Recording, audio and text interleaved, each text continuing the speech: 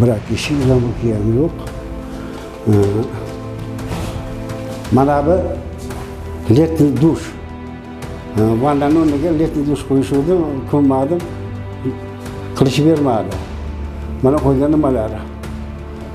Qo'l ichida qilingan. Mana ularni ham mualliyani qo'l ichida qilingan, qiyshiq o'ratilgan. Kapilar ham joyida emas. Biz mana shu 15-domdan ikkita kvartira olganmiz. Patkulch holatda dogovor bo'lgan, lekin shu 2024-yilda foydalanishga topshirilgan bo'lsa ham hali issiqlik suvi, ichimlik suvi ulangani yo'q.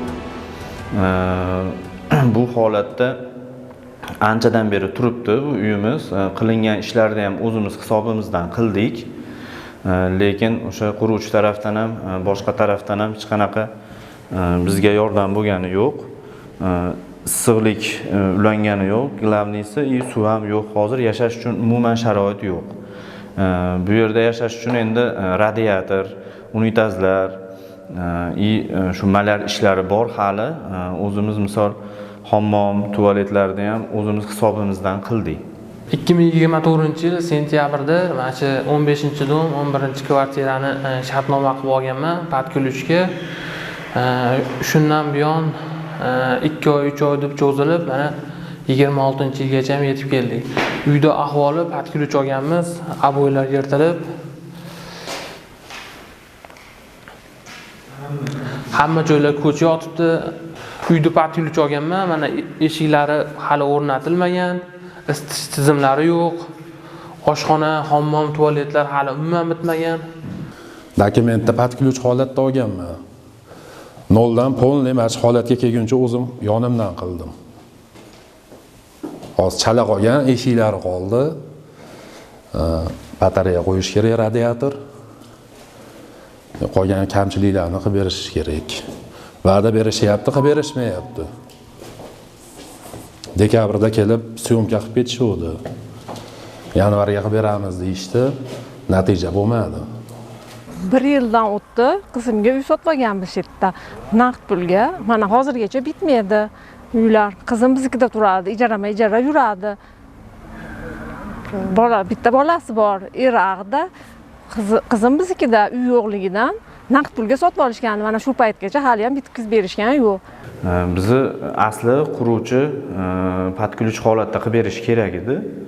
Lekin bu holatga yetmadi. Shu qamalib ketib qoldi, orada pabey bo'ldi, puli yo'qoldi, qarzga kirib ketib qoldi, shuna bo'lib qolib ketdi. Svet rozetka umuman hech nima ulangani yo'q hali. Qachonki o'chirit qilyapmiz, o'chiritingiz kelganda sizni yuzlashtiramiz o'sha odam bilan degan va'da berildi, lekin hozirgacha hech kim telefon qilmadi.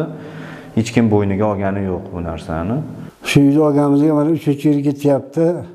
Shundan beri sarsonmiz.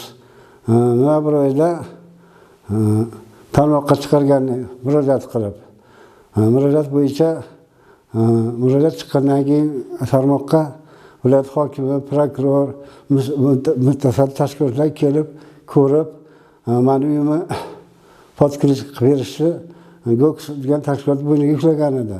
Bu tashkilotga bo'lib berib, sifatsiz ishlarni bajarib, chala holda tashlab ketdi. Hozir sarsonman, 5 ta bolam bor, daxl ko'chirishim kerak.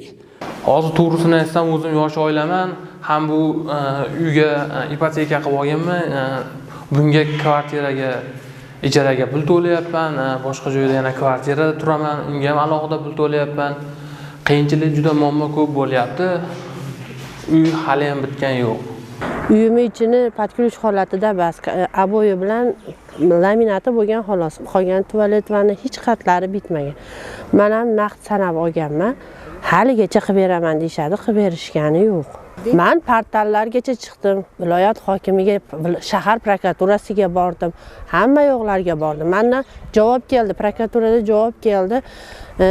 Sizni endi ishingiz fuqarolik sudida hal bo'ladi dedi. Menga qog'oz keldi. Endi fuqarolik sudiga ham pul kerak ekan. Men ham ijarada o'tiraman. Men ham bolam to'plab zo'rg'a olgan pul uyimni naqd sanab olganman. Men ham uyda yashayman deb. Mana 6 oydan beri ijarada yuribman endi. Kerak mebel yo'q, ana qilib beraman, mana qilib beraman. O'zi 15 kunga va'da qilishdi, 15 kun qilib beraman deb. Mana ikkinchi, uchinchi oyga o'tib ketdi, ishlar orqaga ketib. Ba'zi bir kamchiliklarni o'zim ham bartaraf qilyapman. Radiator 5 tadan qo'ygandim, men 10 tadan qildirdim, yonimdan pul to'lab. Mana eshik, mana birak, mana balkon eshigi mana. Balkon eshigi ham birak. Ochilsa yopilmaydi, yopilsa ochilmaydi.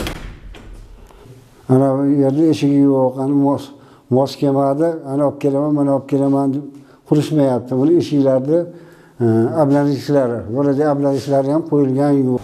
Mana ushbu 15-domimizda 52 ta xonadon, bu degani 52 ta oila degani.